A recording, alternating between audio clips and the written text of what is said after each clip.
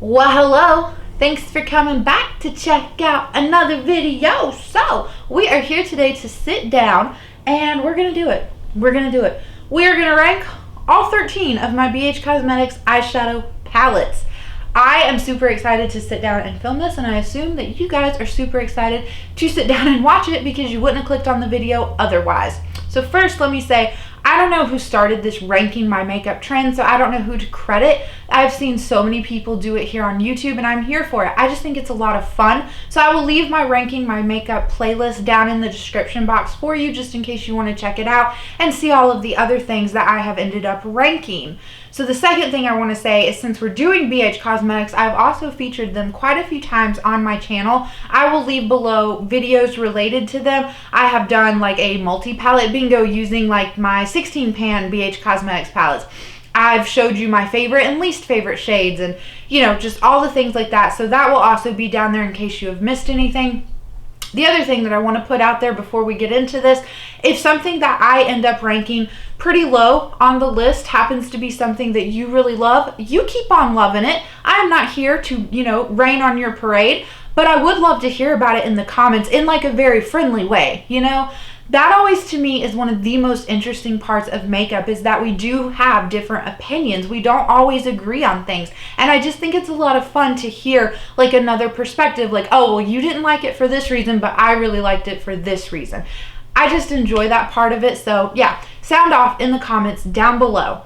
So we are going to get into this. We are going to go from the bottom and work our way to the top, starting out with number 13. Now I do also have to say, even though things are coming in last place, that does not mean that I want to get rid of any of these palettes. I really enjoy BH Cosmetics. If you have been here for any length and amount of time, you will probably know 3 things about Haley. 1, BH Cosmetics is her absolute favorite drugstore eyeshadow brand. I don't know why I'm referring to myself in the third person.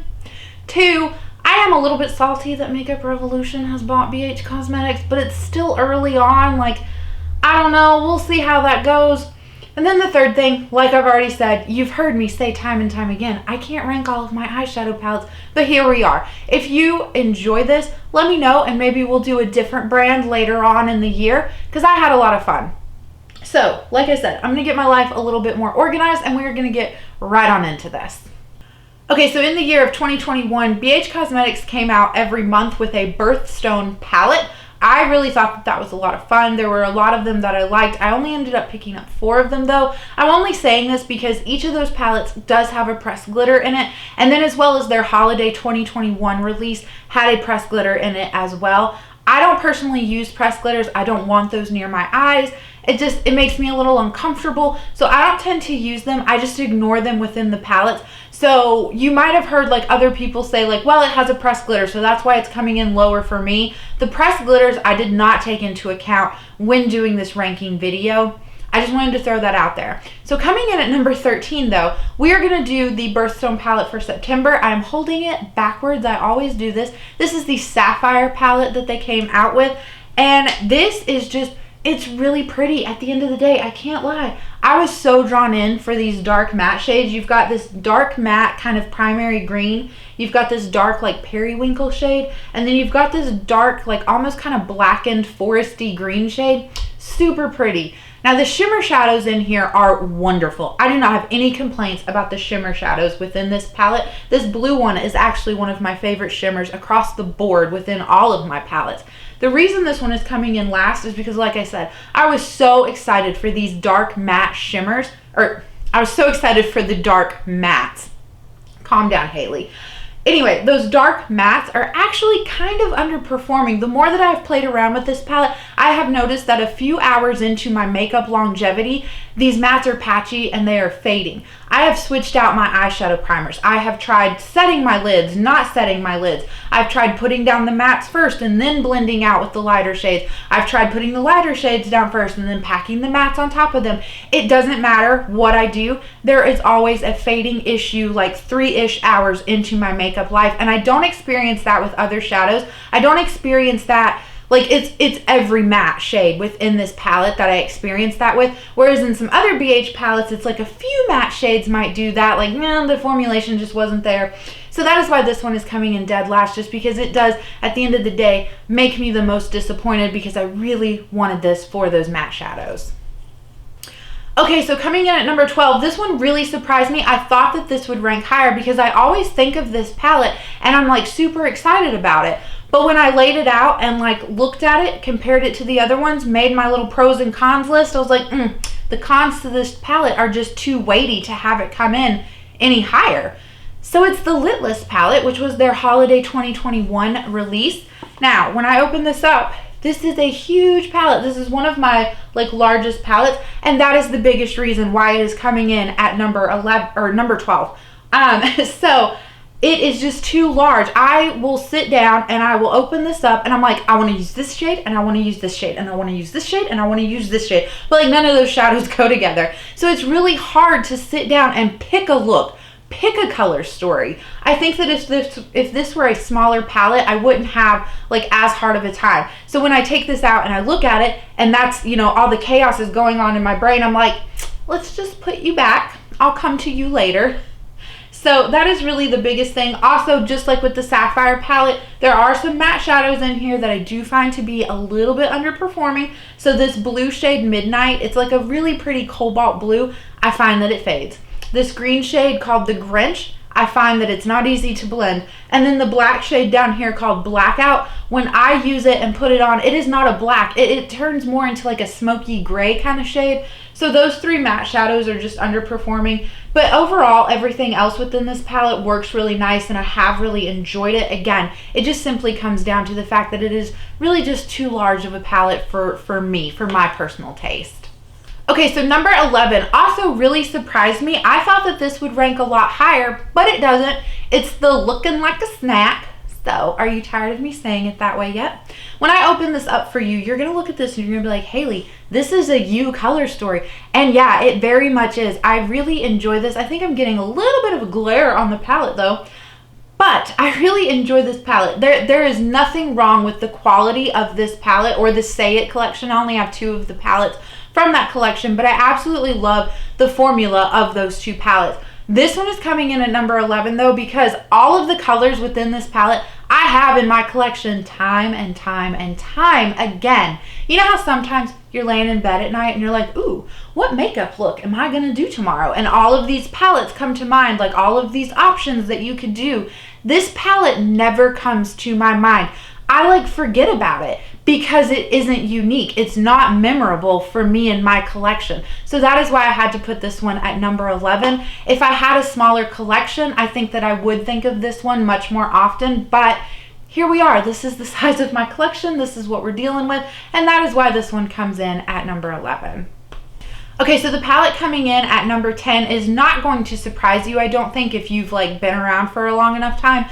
It's the Lost in Los Angeles palette, and I have to say, the formula of this is so nice. There's not like really a dud shade in here. It's just, for me personally, I don't like to do an all pastel look. I've gotten more comfortable using pastels as like transition shades and helping to blend out those darker matte shadows, and I really enjoy using them in that capacity. The shimmer shadows in here are spot on, just, you know, there's not a bad one.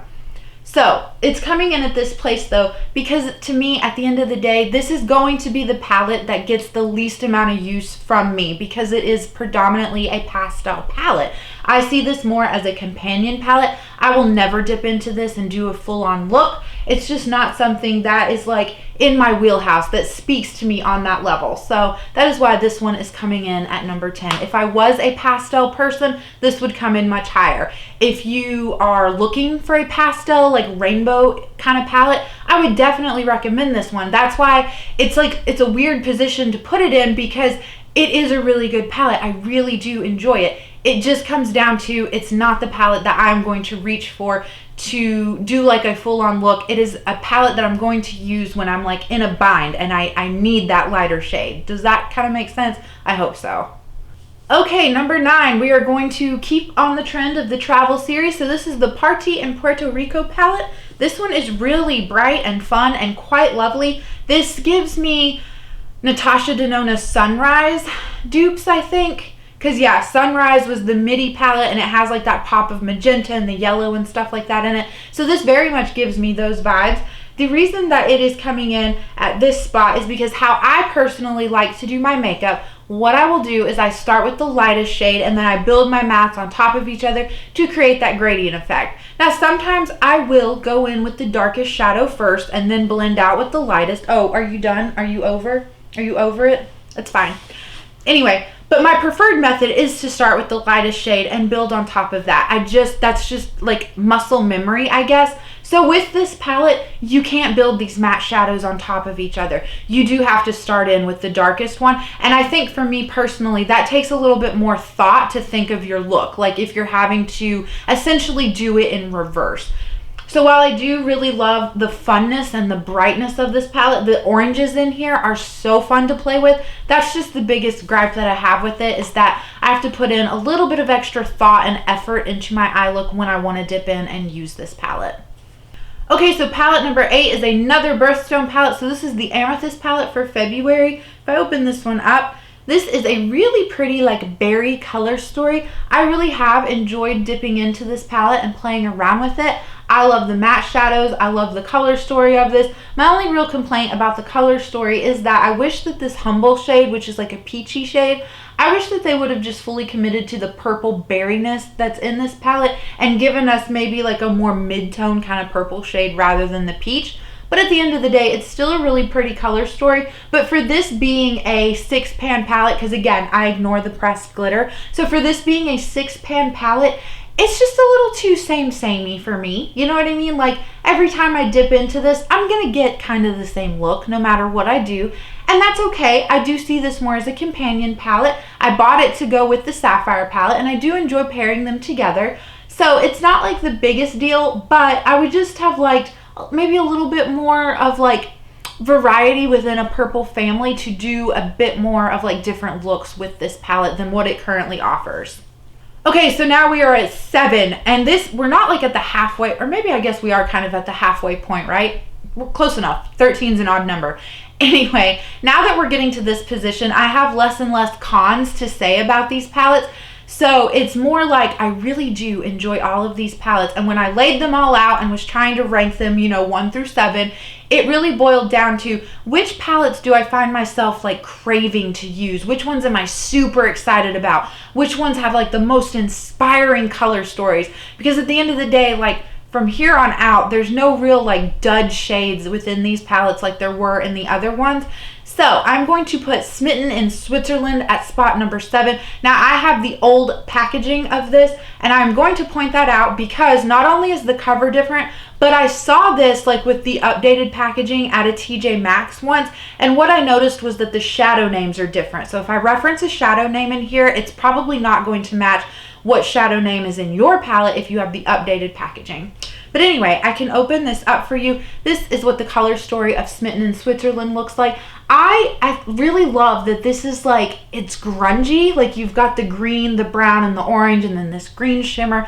It's grungy, but it's also like cool toned. You know what I mean? Like it's just a lot of fun. These are colors that I wouldn't have necessarily paired together, but every time I sit down and I do use this palette, I enjoy it. I enjoy the looks that I get out of it. My only real complaint is that, these first 3 shades, it's like Urban Decay vibes, all 3 of these are kind of samey, like they all look the same on the skin. Like when I did my multi-palette bingo, this Fondue shade, which is the 3rd one in, I know on camera it looks like a little bit darker than these other 2, but this did not show up at all on my lids. So I feel like all 3 of these could be shadows that I use to like set down eye primer.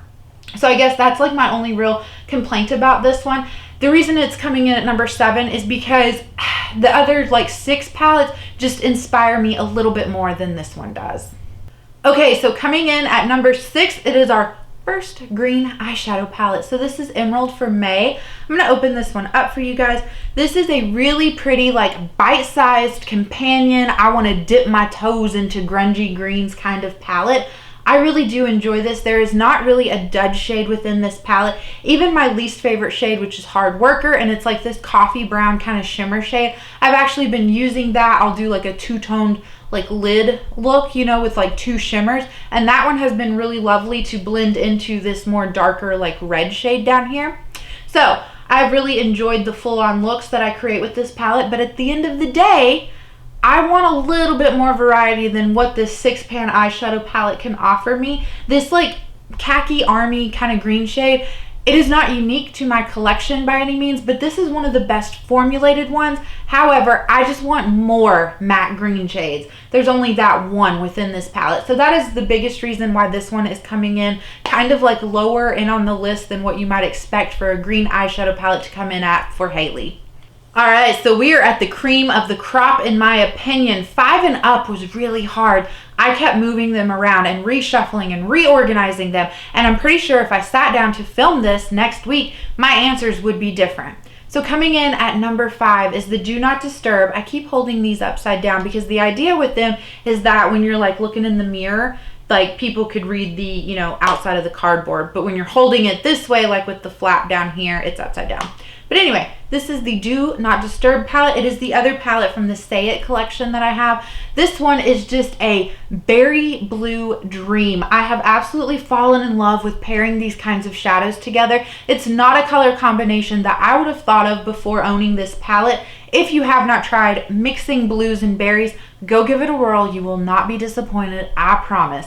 So yeah, this one is just like, it's really nice. It's really fun. I don't really have any bad things to say about this one. And that's the thing, like we're in that position now where it's like, there's really no cons. Like I really just love all of these palettes. These would be like the first 5 palettes from the brand that I would replace if I lost them.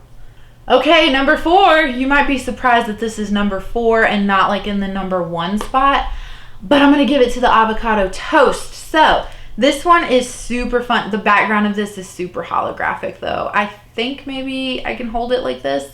I don't know.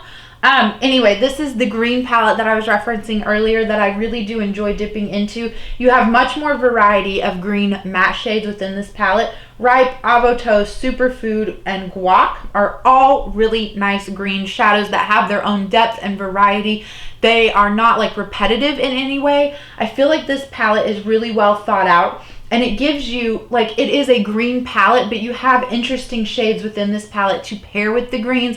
You don't have to do like a monochromatic look. And that's one thing, like, I feel like other brands who have green themed eyeshadow palettes, they just feel a little samey and a little monochromatic-y, but this palette does not give me that vibe at all. I just absolutely love coming into this and dipping into it. There's just endless ideas like that come to mind when I see this palette. I just really love it. All right, so we are at the top 3. Pause the video, see if you can guess what 1, 2, and 3 are. I will give you just a second to hit that pause button. Okay, so there was your second. So coming in at number 3, these 3 were the hardest to put in an order. Not even gonna lie. Number 3, Citrine for November. I love my greens, I really do, but there is just something about a good matte yellow. Like, I don't know, it's just really hard to find within my collection. A lot of the matte yellows that I have are either more on the pastel side, or you just have to build them up so much that it's like, okay, now that I'm on my 6th layer of this matte yellow eyeshadow, I can finally move on to like the next eyeshadow color. This one though has this unique shade, which is a matte yellow shade, and it is just, I promised myself I wasn't going to do any swatching in this video. I think the ring light is washing this out just a little bit, but this matte yellow is amazing. It packs a punch in one layer. So good that it's worth it just for that shadow alone. I'm not even going to lie. But as a whole, I really love this palette. I love pairing together matte yellows with browns and reds and things like that. And this palette is just so perfect. So this is the highest ranking birthstone palette, and that says a lot. Like this, the other birthstone palettes, so I like to do full-on looks with the emerald and the amethyst, but I also like to use those as companion palettes, maybe just a little bit more. This one, I could use all day, every day as a standalone eyeshadow palette and not get bored of it. Even though it is smaller, I feel like there's just so much that I could do with this. Doing like a halo eye, using different shadows, like the looks that I think of are just endless with this palette, and I'm super glad that I picked this one up. See, I told you, as we got further and further up the list, I would have less and less negative things to say. So, coming in at number 2 and 1, I don't know. You probably can guess number 2 and number 1. So let's just get on into it, rip the band-aid off. Passion in Paris. Now, this was an eyeshadow palette that I picked up on a whim, and after I picked it up, I was like, Haley, this is not a you color story. At the time of picking this up, I did not really wear dark matte eyeshadows, but this is one of those palettes. This and the Club Nebula from Kaleidos really got me into those dark matte shadows and really appreciating them and wanting to step out of my comfort zone and do colorful looks. This is a palette that I will lay in bed and think about, like, ooh, I want to pull that one out and play with it. I have absolutely loved every color combination that I have come up with. Now, if you do not like dark eyeshadows, do not get this. There are a few lighter shades within this palette, but overall, the looks that you're going to pull off with this are going to be dark and like moody in some type of way. So that is really the only con I would say, is that you're going to just get a dark look. Maybe there's not a variety, as much of a variety in that sense. There's a lot of variety within like the color story, but the depth, hopefully that kind of makes sense, that train of thought. Anyway, the other reason that this one has to come so high is this matte red shade right here. It is my favorite matte red shade I have ever used. And it looks very much like a red shade within the pan, but when you pair this with other shadows within this palette, it almost has like this cool toned berryness to it. It is just such an interesting shade. It really made me fall in love with reds and learn how to like work with them. Even reds that are on more of the like brick red or primary red side, like it's really made me appreciate them. So I absolutely love having this palette in my collection, and I could not, sing the praises of this enough, quite obviously. Okay, so it is not surprising to anyone that this is my number one BH Cosmetics palette. How many times since January of 2022 have you heard me rant and rave and sing about this palette? Too many times to count, so I really don't even have to go over it. I could just end the video right here, but I like to talk, and so I'm going to talk about it.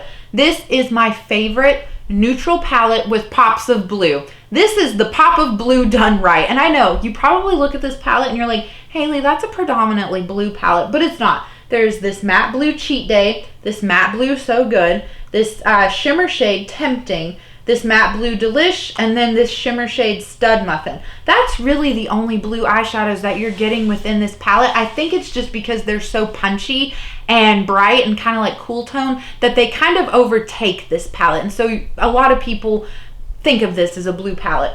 But it is just a neutral palette that allows you to dip your toes into blue shadows, get really comfortable wearing them. If you are someone who wanted to start wearing blue eyeshadow, this is the palette that I would recommend for you to start out with. It just makes it so easy. This is the palette that got me into blue eyeshadows. And like I said, you can still do a lot of like good neutral looks within this palette. These two brown shades up here, while they look just brown in the pan, they actually have more of like a berry purpley chocolatey kind of undertone to them. So they really play really well with the blues and these shimmers that lean more on the like kind of purpley-esque side. So yeah, I just absolutely enjoy this. I could not sing the praises of this one enough, obviously. And yeah, no one is surprised that this is coming in as my number one palette. So that is it. That is it for ranking my BH Cosmetics palettes. Let me know down below, did any of them surprise you? Did you think some of the ones at the bottom would come in higher, or did you think some of the higher ones would come in lower? I just appreciate you so much for being here. I hope you're having a good day, a good night, or a good whatever, and I will catch you in the next one. Bye.